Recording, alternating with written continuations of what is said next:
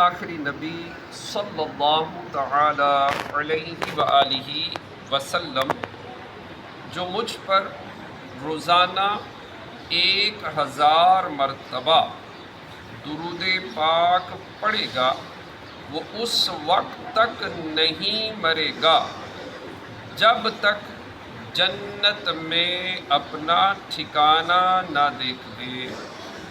صلو علی الحبیب صلی اللہ تعالی علی محمد صلی اللہ علیہ وآلہ وسلم۔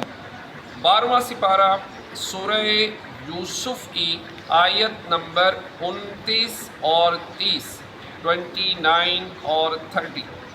اللہ رب العزت کا فرمان عالی شان ہے، یوسف اعرض عن ھذا، اے یوسف تم اس کا خیال نہ کرو، واستغفری لذنبک، اور اے عورت تو اپنے گناہ کی معافی مانگ، انکی کنتی من الخاطئین، بے شک تو خطا واروں میں ہے۔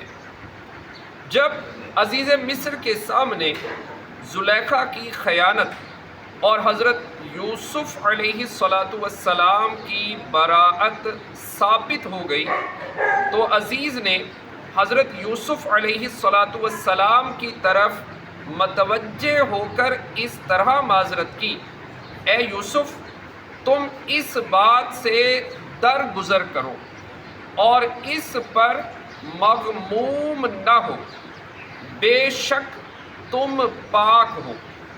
اس کلام سے یہ بھی مطلب تھا کہ اس کا کسی سے ذکر نہ کرو تاکہ چرچا نہ ہو اور شہرہ عام نہ ہو جائے۔ اس آیت کے علاوہ بھی حضرت یوسف علیہ السلام کی براءت کی بہت سی علامتیں موجود تھیں۔ ایک تو یہ کہ کوئی شریف طبیعت انسان اپنے محسن کے ساتھ اس طرح کی خیانت روا نہیں رکھتا، اور حضرت یوسف علیہ السلام اچھے اخلاق کی بلندیوں پر فائز ہوتے ہوئے کس طرح ایسا کر سکتے تھے۔ دوسری یہ کہ دیکھنے والوں نے آپ کو بھاگتے آتے دیکھا، اور طالب کی یہ شان نہیں ہوتی بلکہ وہ در پہ ہوتا ہے، آگے نہیں بھاگتا۔ بھاگتا وہی ہے جو کسی بات پر مجبور کیا جائے اور وہ اسے گوارا نہ کرے۔ تیسری یہ کہ عورت نے انتہا درجے کا سنگھار کیا تھا اور وہ غیر معمولی زیب و زینت کی حالت میں تھی۔ اس سے معلوم ہوتا ہے کہ رغبت و اہتمام محض اس کی طرف سے تھا۔ چوتھی یہ کہ حضرت یوسف علیہ السلام کا تقوی و طہارت جو ایک دراز مدت تک دیکھا جا چکا تھا، اس سے آپ کی طرف ایسے برے فعل کی نسبت کسی طرح قابل اعتبار نہیں ہو سکتی۔ عزیز مصر زلیخا کی طرف متوجہ ہو کر کہنے لگا، اے عورت تو اللہ تعالیٰ سے اپنے اس گناہ کی معافی مانگ جو تو نے حضرت یوسف علیہ السلام پر تہمت لگائی، حالانکہ وہ اس سے بری ہے۔ اپنے شوہر کے ساتھ خیانت کا ارادہ کرنے کی وجہ سے بے شک تو ہی خطا واروں میں سے ہے۔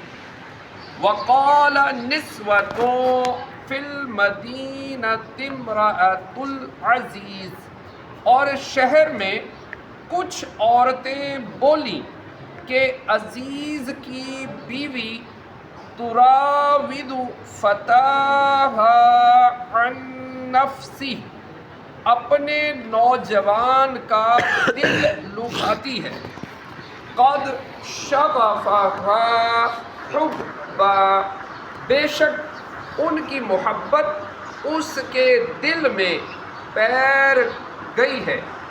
اِنَّا لَنَرَاهَا فِي ضَلَالٍ مُبِينٍ، ہم تو اسے صریح خود رفتہ پاتے ہیں۔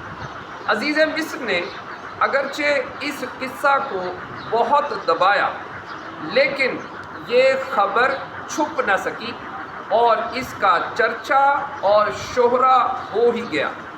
شہر میں شرفائے مصر کی عورتیں زلیخا اور حضرت یوسف علیہ السلام کے بارے میں باتیں کرتے ہوئے کہنے لگیں کہ عزیز کی بیوی زلیخا اپنے نوجوان کا دل لبھانے کی کوشش کرتی ہے، بے شک ان کی محبت اس کے دل میں سما گئی ہے۔ ہم تو اس عورت کو کھلی محبت میں گم دیکھ رہے ہیں کہ اس دیوانے پن میں اس کو اپنے ننگ و ناموس اور پردے و عفت کا لحاظ بھی نہ رہا۔ صلو علی الحبیب۔